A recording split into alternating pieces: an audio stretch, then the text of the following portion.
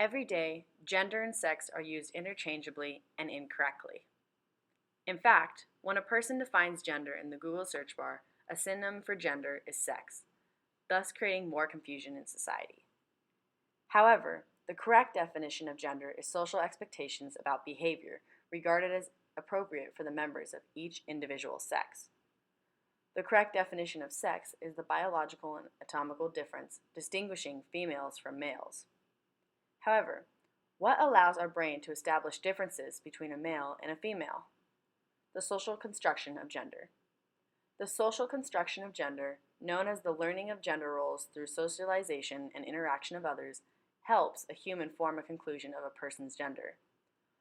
What makes up the social construction of gender, and why is it so important? First off, it establishes comfort and allows people to determine a person's gender through multiple things, such as body shape, clothing, and gender roles, which constitute the social construction of gender. When someone describes the body shape of a woman, one would say curvy, small, and slender. While if someone were to describe the body shape of a male, one would say muscular, tall, and lean. In terms of clothing, if a baby is wearing a baby blue shirt, subconsciously a person would remark, "What a great, strong boy." And if a baby is wearing bright pink, the terms, "What a sweet little girl you have," is commonly heard. On the other hand, gender roles define behavioral norms that determine what behavior is deemed acceptable for the perceived sex. Common examples of present and past gender roles would be females having secretary jobs, enjoying shopping, and drinking wine, while males would be doctors and business owners while they watch football and drink beer. But why do their roles play into our everyday lives? Well, it is not just our everyday lives. Gender roles have been engraved into our individual identities. Throughout history, the majority of women were seen as weak, submissive, and nurturing, while men were viewed as strong, dominant, and aggressive. Such perceptions allowed males to be seen as the superior sex to women. For example, the 50 Shades of Grey trailer depicts Christian Grey, a rich CEO of the business firm that seems interested in a journalist, Anastasia Steele, who is portrayed as timid, insecure, and weak in comparison to Mr. Grey. This movie is marketed toward young adults and is a primary example of gender roles and male superiority present in recent-day modern film.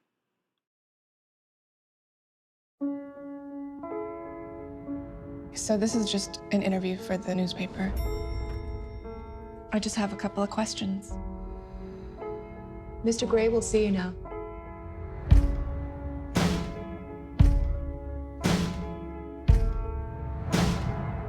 What was he like? He was polite, Intense, smart, really intimidating. Do you have any interests outside of work? What about you? I'd like to know more about you. There's really not much to know about me.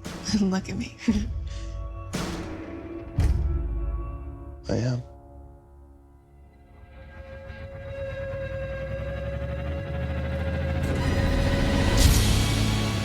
To what do you owe your success? I exercise control in all things, Miss Steele. It must be really boring.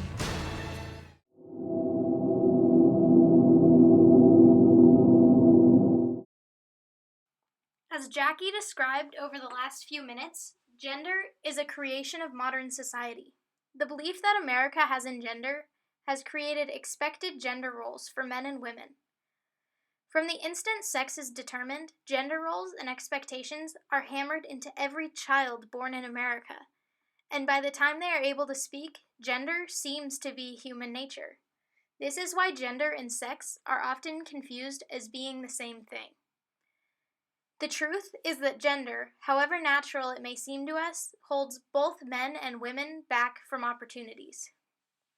If you're a man and do not develop into a masculine, handsome person who is successful at sports, you are believed to be the minority among men, and you are abandoning human nature, when in reality, your sex does not determine your mental gender. Society is made to believe that it is natural for a biological male to be interested in sports and women. If you're a woman, the disadvantages are even more obvious. Throughout history, women have been expected to be the homemaker and the one to care for the children. Women are expected to love pink and look pretty all the time. If we don't comply to these norms and expectations, society will often enforce sanctions.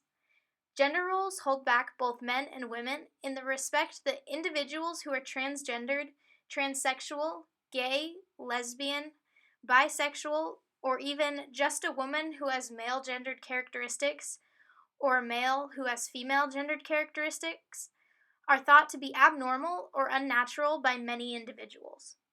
People who fall under these categories are forced to live under these various labels and are often misunderstood by American society, when in many other countries around the world, there is a third gender that is equally respected among men and women.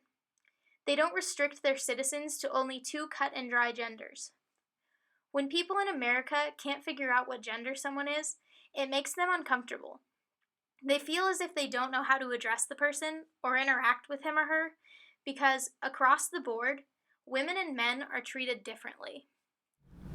I don't know. There's no time of the day if I'm in public where there isn't somebody trying to figure out what I am. And that's exhausting. And sometimes, you have the energy to be gracious about it when a kid goes, "Mommy, what is that?" right in front of you.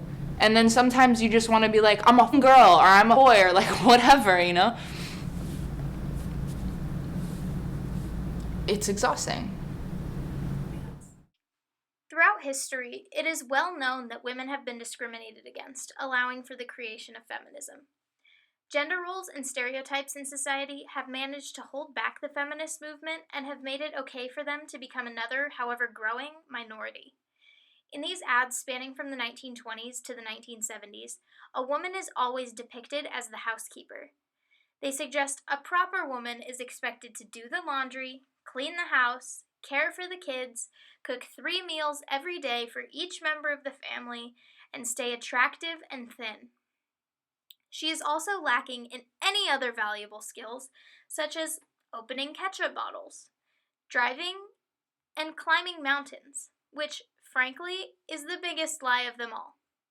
Yes, that's me, on top of a mountain. Even today, we live in a world of double standards in which men get to accomplish and try much more than women, with no consequences. Women have been fighting for equality since the 1960s, and women are still fighting for that equality today. The feminist movement has allowed women to fight the ridiculous stereotypes portrayed in these ads and has also presented many opportunities to women of the current generation. But the title of a feminist has been tarnished over the years, and many individuals are under the impression that a feminist is a self-important woman who hates all men. Being a feminist shouldn't be believed to be a bad thing. By definition, feminism is the advocacy of women's rights on the grounds of political, social, and economic equality to men. What person in his or her right mind doesn't want equality among all humankind?